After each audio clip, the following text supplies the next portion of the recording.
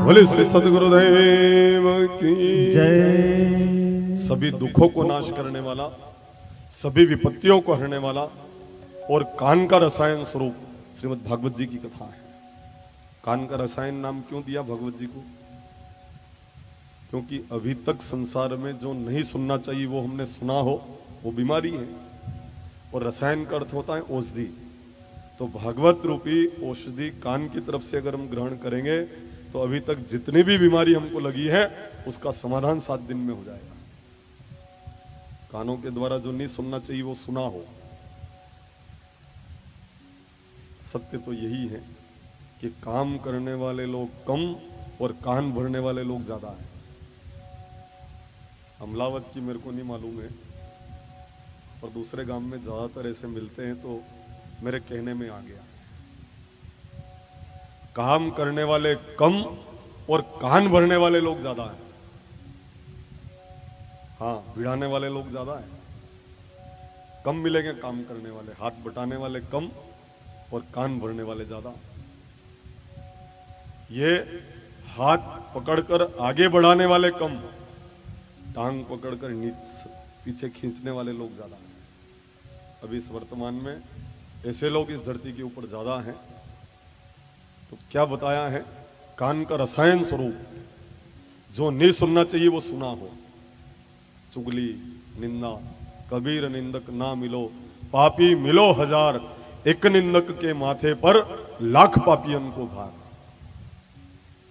जो निंदा करता है ना, वो जिसकी निंदा करता है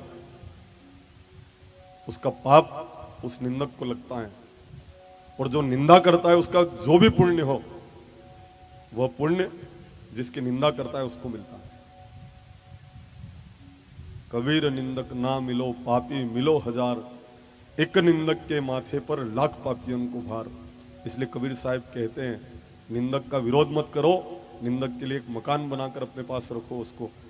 निंदक नीरे राखिए, आंगन कुटी छबाए, बिन पानी साबुन बिना निर्मल करे सुहाए। बिना साबुन और पानी के आपको निर्मल बनाते निंदक,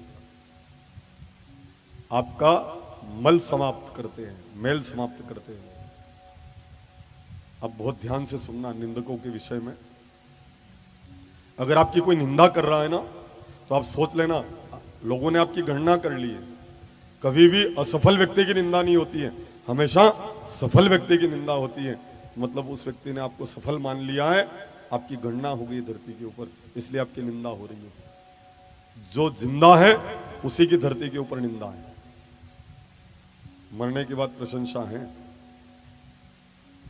जहां तक जिएगा लोग कहेंगे भ्रष्टाचारी आदमी है, विश्वास के लायक नहीं है, और जैसे ही मरे और उसकी शोक सभा माइक लेकर कहते हैं ऐसा ईमानदार आदमी जीवन में नहीं देखा हमने। अतरो फर्क पड़ जा, मरता ही हो। जो जिंदा है उसी की धरती के ऊपर निंदा है। मां आपकी गंदगी को हाथ से साफ करती है, पर निंदक आपकी गंदगी को जीवान से साफ करता है। इसलिए आप उसका विरोध मत कीजिए। शायद समझ में नहीं आया आपको। मां आपकी गंदगी को जीवान से साफ, मां आपकी गंदगी को हाथ से साफ करती है। मां आपकी गंदगी को अपने हाथ से साफ करती है, और निंदक आपकी गंदगी को जीवान से साफ करता है। तो वो तो सम्माननीय है। फिर तो वो आपकी मेल को समाप्त कर रहा है, आपका पुण्य बढ़ा रहा है, और उसका पाप, आपका पाप वो ग्रहण कर रहा है। तो ये तो आपके हित में है। यूं देखें तो आप विरोध मत करना ऐसे लोगों का। अगर आपकी कोई निंदा करे, आप अपनी दिशा में बढ़ते रहना। सूर्य और चंद्रमा को भी कई लोग कई बातें कहते होंगे, क्या ये कभी रुकते हैं? नहीं। अब कोई कुछ भी कहे, वो अपनी गति में बढ़ते रहते हैं, इसलिए वो हमेशा चमकते रहते हैं। जो अपनी दिशा में बढ़ते हैं उनकी चमक कभी कम नहीं पड़ती है। आप अपनी दिशा में बढ़ते रहिए, लोग क्या कहेंगे इससे कोई फर्क नहीं पड़ता है। मैं आह्वान करता हूं, अपनी दिशा में आप सदैव बढ़ते रहें। यहाँ पर अवगत करवाएं कथा के माध्यम से यही संदेश यहां पर प्रदान किया गया है कि कानों का रसायन स्वरूप सभी संकटों को समन करने वाला, सहज में ही मुक्ति को देने वाला यह भागवत नामक ग्रंथ है। इसका इतना महात्म्य है कि सुखदेव जी राजा परीक्षित जी के आगे जब कथा वर्णन कर रहे थे तब स्वर्ग से अमृत का कलश लेकर देवता लोग आ गए।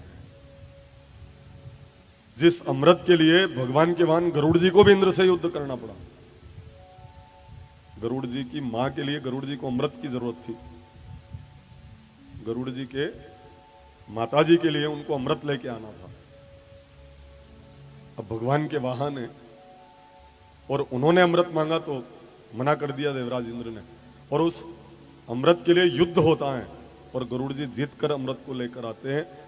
वह अमृत यूं ही नहीं मिलता, पर जैसे ही कथा हुई तो अमृत लेकर देवता लोग वहां पर आ गए, सभी देवता, और कहने लगे कि आप तो ये अमृत, स्वर्ग का जो अमृत है जो अमर करता है, ये परीक्षित जी को आप पिला दीजिए और कथा अमृत का हमें पान करवा दीजिए। मना कर दिया देवता, आप कथा सुनने की योग्य श्रोता नहीं है। अब कथा सुनने के लिए भी योग्यता चाहिए। योग्यता कौन देगा? कौन से स्कूल में प्रमाण पत्र जारी होगा? ये प्रमाण पत्र कहां से मिले कथा में आने का? टिकट कौन दे? जनता जिनको चुनती है वो पद प्राप्त करते हैं। कोई पंच बने, कोई सरपंच बने, कोई जिला समिति में जाए, कोई जनपद को इधर दूसरा कुछ बोलते हैं, पंचायत समिति बोलते हैं ना, पंचायत समिति में जावे या कोई जिला परिषद में जावे, कोई विधायक बने या कोई सांसद बने। सुनना आप, जनता जिनको चुने वो पद प्राप्त करे, पर जनार्दन जिनको चुने वो भागवत कथा को प्राप्त करते हैं। जनता जिनको इलेक्शन में इलेक्टेड करें वो पद प्राप्त करते हैं, पर सांवरिया सेठ जिनको सिलेक्टेड करते हैं वो भगवत कथा को प्राप्त करते हैं।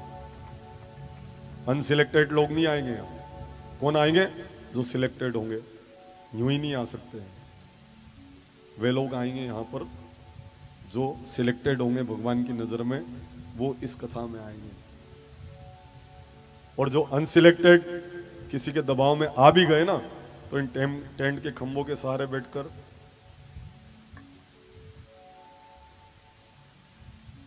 हजारों लोग सुनेंगे, पर वो नहीं सुन पाएंगे क्योंकि विदाउट टिकट है। यहाँ कोई टीटी चेक करने वाला नहीं बैठा है, हो यहाँ कोई कंडक्टर नहीं बैठा है। यहाँ तो वे ही सुन पाएंगे जिनके ऊपर मेरी सांवरिया सेठ की कृपा होगी। इरादे रोज बनते हैं, इरादे टूट जाते हैं, वे ही भागवत में आते हैं जिनको मेरे सांवरिया सेठ बुलाते हैं।